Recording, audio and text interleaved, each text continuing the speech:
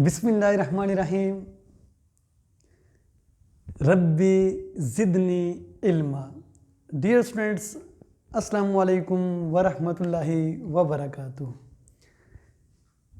Welcome again to simple and smart English with Mazhar. Today I am going to teach you very important lecture that is about the use of is to, am to, are to, was to and were to. These are very important usage.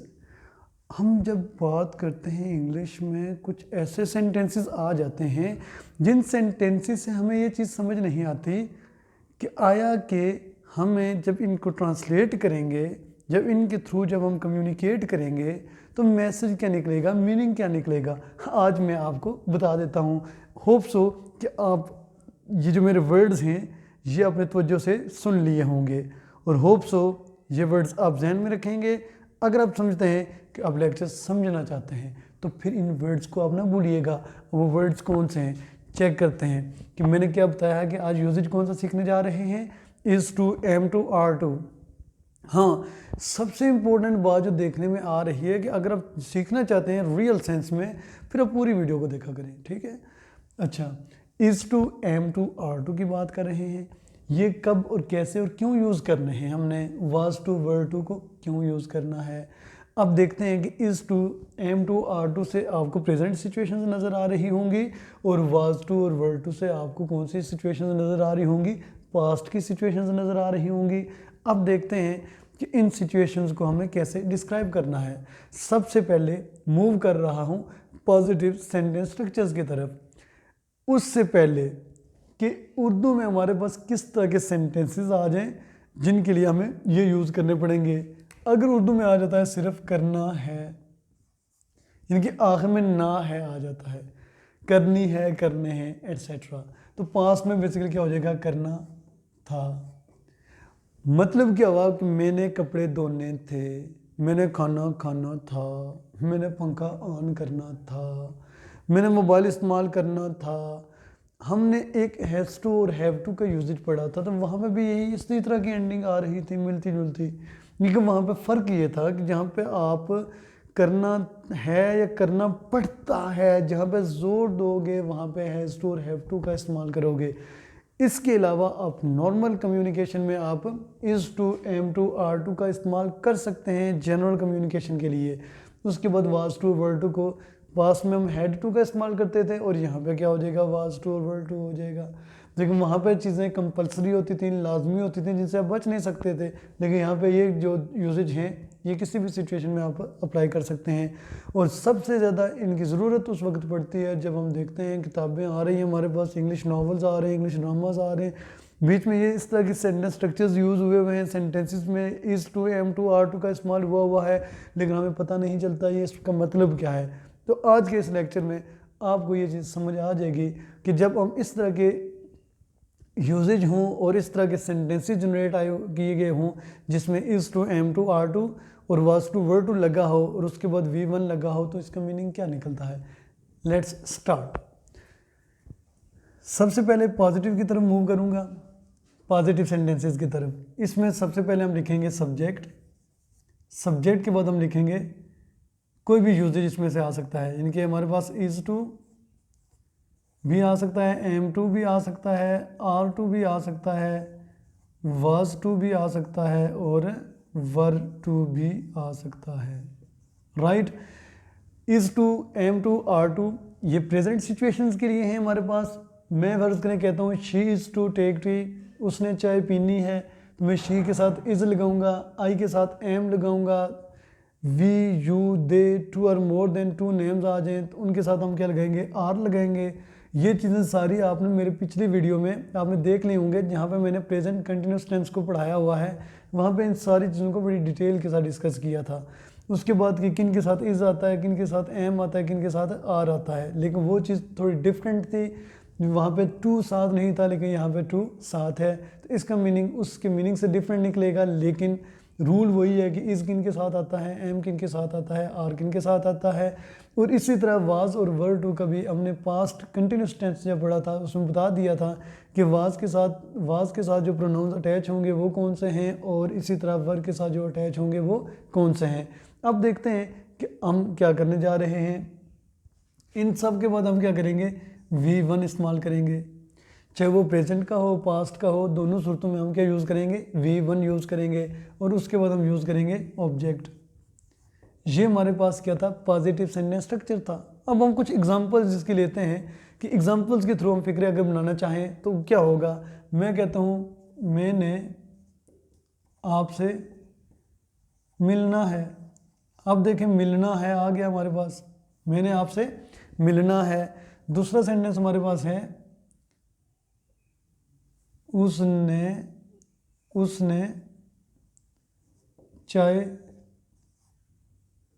चाय बनानी है, उसने चाय बनानी है।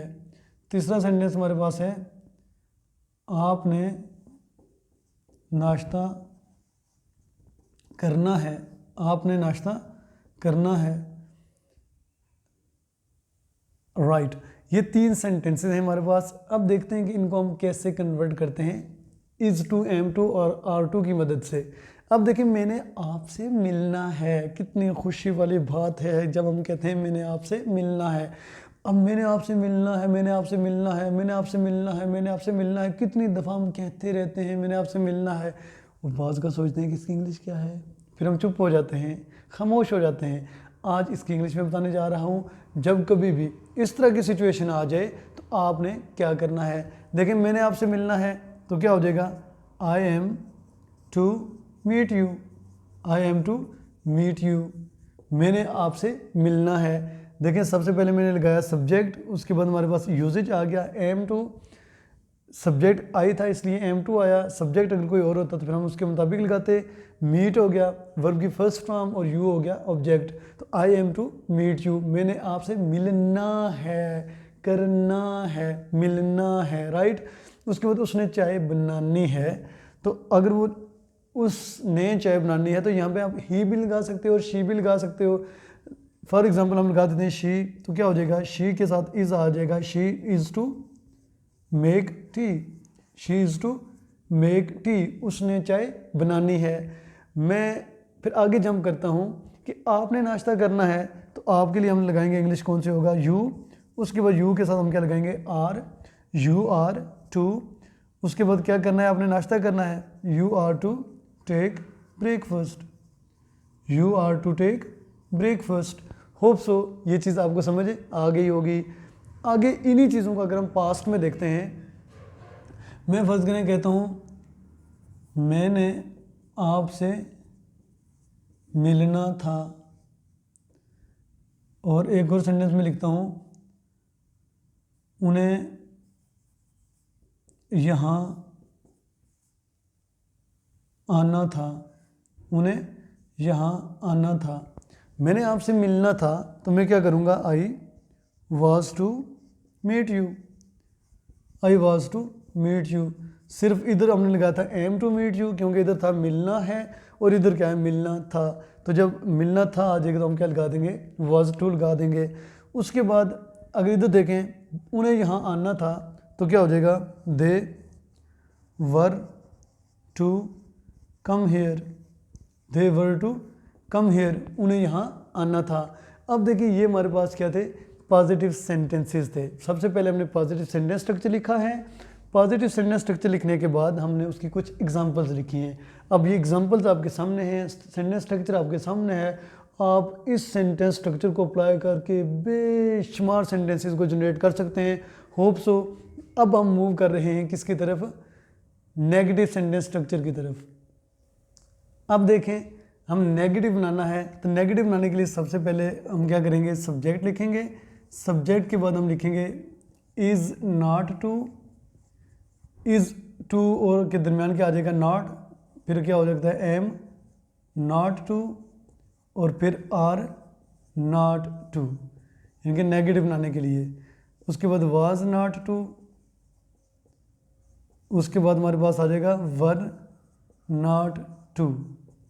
अब देखें positive में हमारे पास इज़ टू था, जब हमने नेगेटिव की तरफ मूव किया है हमने, तो इज़ नॉट टू किस में चेंज हो गया है, सॉरी इज़ और टू के दरमियान हमने क्या लगा दिया है, नॉट। इसी तरह देखते जाएं, am not to, are not to, was not to और वर नॉट टू। इसके बाद हम क्या यूज़ करेंगे, वी वन, और उसके बाद हमारे पास क्या आ जाएगा, ऑब्जेक्ट आ जाएगा। पिछले सेंटेंसेस आपके जहन में होंगे, उधर मैंने कहा था मैंने आपसे मिलना है, तो मैं मुकर जाता हूँ, मैं कहता हूँ मैंने आपसे नहीं मिलना है, तो फिर क्या होगा, I am not to meet you, I am not to meet you. बाकी तो चीज़ें हमने बदलनी कोई नहीं है, सिर्फ ये देखना कि नॉट को हमने कहाँ पे फिट करना है, कहाँ पे एडजस्ट करना है।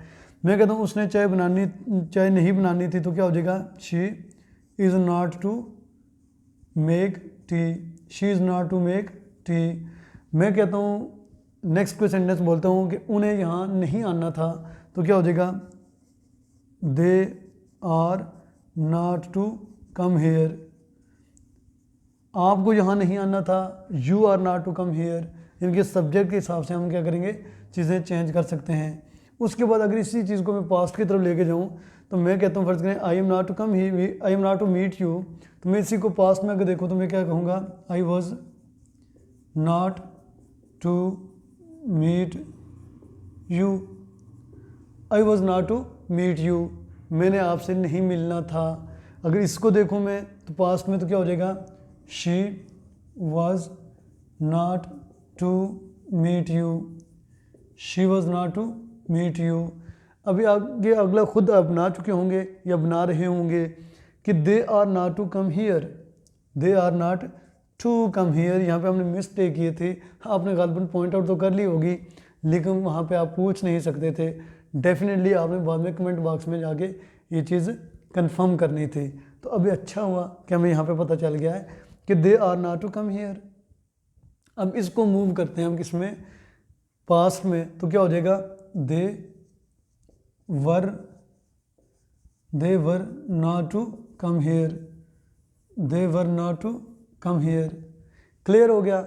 होप्स हो कि आपको दोनों सिचुएशन समझ आ जाएंगी। ये हमारे पास पास्ट की सिचुएशन है, पास्ट में कैसे करना है, और ये हमारे पास कौन सी है, प्रेजेंट है। क्लियर। अब हम मूव करते हैं इंटेरोगेटिव सेंटेंस स्ट्रक्चर की तरफ। ये देखें अभी हम जा रहे हैं नेगेटिव की तरफ, नहीं नेगेटिव हमारा हो चुका है, अब मूव कर रहे हैं हम इंटेरोगेटिव की तरफ। देखें इंटेरोगेटिव बनाने के लिए सबसे पहले हमें लिखने पड़ेगा इज़, एम, आर, वाज और वर। ये फिक्रे के क्या करना पड़ेगा, हमें शुरू में लिखना पड़ेगा। तो क्या करेंगे हम, इज़, एम, आर, वाज, वर, ये शुरू में हमने लिख लिए। उसके बाद हम लिखेंगे क्या, सब्जेक्ट लिखेंगे, और सब्जेक्ट के बाद हम लिखेंगे टू, टू के बाद हम लिखेंगे वी वन, और इसके बाद हम लिखेंगे ऑब्जेक्ट।